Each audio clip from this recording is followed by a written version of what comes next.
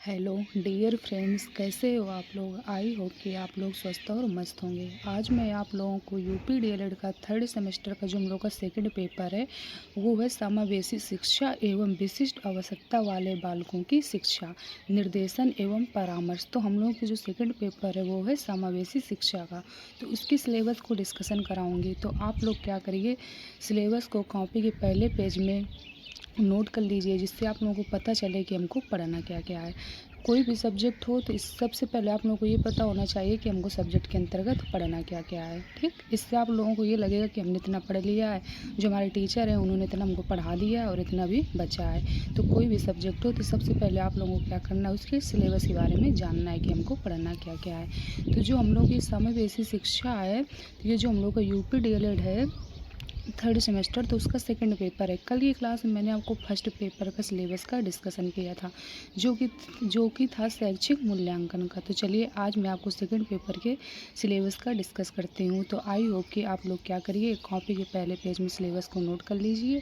तो चलिए मैं स्टार्ट करती हूँ, जिससे आप लोगों को पता चल जाए कि हमें पढ़ना क्या क्या है। और वीडियो को दोस्तों तक शेयर करिए, जिससे उनकी भी हेल्प हो सके।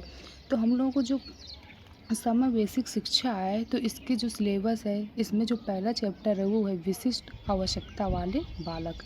विशिष्ट विशिष्ट आवश्यकता वाले बालक यानी जो बालक होते हैं, तो सबकी जो आवश्यकताएं होती हैं वो अलग अलग होती हैं, सबकी सेम तो होती नहीं है। किसी की आंख में प्रॉब्लम होगी तो किसी को सुनाई ना दे रहा होगा, तो किसी के पैर में प्रॉब्लम होगी, तो किसी को ज़्यादा देर तक बैठने में प्रॉब्लम होगी कि नहीं होगी। तो वो एक आ गया है कि विशिष्ट आवश्यकता वाले बालक, यानी सबकी जो आवश्यकताएं होंगी वो क्या होंगी, अलग अलग होंगी। तो जो हम लोग का पहला टॉपिक है या चैप्टर है वो क्या है, विशिष्ट आवश्यकता वाले बालक। अब इसमें भी जानते हैं कि किस तरीके से क्या है। इसमें जो पहला पॉइंट है वो है शैक्षिक समावेशन से अभिप्राय, पहचान, प्रकार एवं निराकरण। ठीक, यानी अपवंचित वर्ग, भाषा, धर्म, जाति, क्षेत्र, वर्ण, लिंग, शारीरिक दक्षता, दृष्टिबाधित, श्रवणबाधित एवं वाक अस्थिबाधित। यानी बच्चे क्या होंगे, हर तरह के हो गए। कोई क्या होगा, किसी धर्म से होगा, किसी का कोई जाति होगी, किसी की कोई क्या होगी, भाषा होगी कि नहीं होगी। सबकी अलग अलग होगी। लिंग में तो कोई पुल्लिंग होगा, तो कोई स्त्रीलिंग होगा, यानी कोई गर्ल्स होगा, कोई बॉयज होगी। इसके बाद फिर शारीरिक क्षमता, दृष्टिबाधिता। दृष्टिबाधिता का मतलब होता है जो बच्चे क्या होते हैं, देख नहीं सकते हैं, तो उनको हम शिक्षा किस तरीके से देंगे। इसके बाद श्रवणबाधिता, जो बच्चे सुन नहीं पाते, तो उनके लिए हम शिक्षा किस माध्यम से देंगे। एवं वाक अस्थिबद्धता, यानी जिन बच्चों को बोलने में प्रॉब्लम है।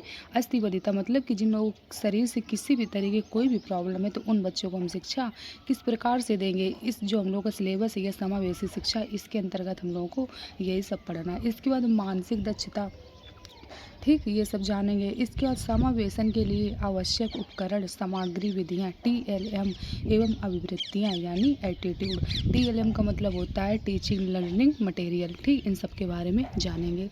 इसके बाद जो हम लोग का तीसरा पॉइंट आ रहा है वो आ रहा है समावेशित बालकों का अधिगम जांचने हेतु आवश्यक टूल्स एवं तकनीक। इन सब के बारे में जानेंगे। इसके बाद जो हम लोग का चौथा पॉइंट है वो आएगा समावेशित बालकों के लिए विशेष विधियाँ, जैसे ब्रेल लिप आदि। यानी कोई बच्चा है जो क्या कर रहा है, नहीं देख पा रहा है, उसको प्रॉब्लम है, तो फिर उससे हम क्या करेंगे, लिख के माध्यम से यानी ब्रेल लिप के माध्यम से उसे हम क्या करेंगे, सिखाएंगे। ब्रेल लिप मतलब वो होता है, उसमें क्या होता है, मतलब कि एक बोल टाइप में होता है, तो उसमें क्या होता है, उभरे हुए अक्षर रहते हैं। तो बच्चे जो लोग स्पर्श नहीं कर पाते, मतलब जो लोग देख नहीं पाते हैं, तो लोग क्या करते हैं, स्पर्श करते हुए चीज़ों को क्या करते हैं, सीखते हैं। तो ये भी बहुत ज़्यादा इंपॉर्टेंट है। तो आप लोगों का भी तो सिलेबस है, इसके उसमें मैंने आपको ऊपर ऊपर बता दिया है। फिर बाकी अब लोग एक एक टॉपिक को उठाएंगे और बहुत अच्छे तरीके से प्रॉपर वे में डिस्कस करेंगे। तो जो हमारा खंड आ था, इसके अंतर्गत हम लोग ये सब पढ़ेंगे कि मतलब बच्चों को किस तरीके से पहचानना है और उन्हें किस हिसाब से मतलब उनको सलूशन देना है। इसके बाद जो हम लोग का खंड बा आएगा वो आएगा निर्देशन एवं परामर्श के बारे में। ठीक, यानी निर्देशन क्या होता है और परामर्श क्या होता है, तब इसके बारे में जानेंगे। इसमें जो पहला पॉइंट आएगा वो आएगा समावेशी बालकों हेतु निर्देशन एवं परामर्श। यानी जो बालक हैं तो उन्हें निर्देशन किस तरीके से दिया जाएगा और उनको परामर्श किस तरीके से दिया जाएगा। इसके बाद अर्थ, उद्देश्य, प्रकार, विधियाँ, आवश्यकता एवं क्षेत्र यंत्र, परामर्श में सहयोग देने वाले विभाग या संस्थाएं, मनोविज्ञानशाला उत्तर प्रदेश इलाहाबाद। इसके बाद मंडलीय मनोविज्ञान केंद्र मंडल स्तर पर।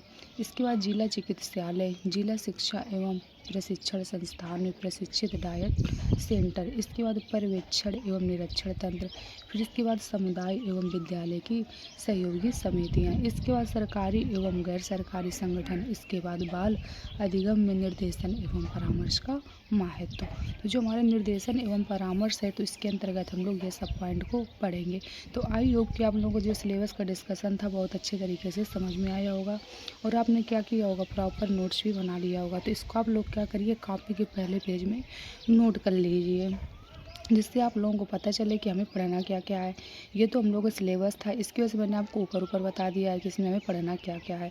इसके बाद हम लोग एक एक टॉपिक को उठाएंगे और प्रॉपर में बहुत अच्छी तरीके से डिस्कशन करेंगे और आप लोगों को क्या करना है, बहुत अच्छे तरीके से समझते चलना है, जिससे आप लोगों को क्या हो, कुछ भी कठिन न लगे और चीज़ें बहुत अच्छे तरीके से समझ में आए।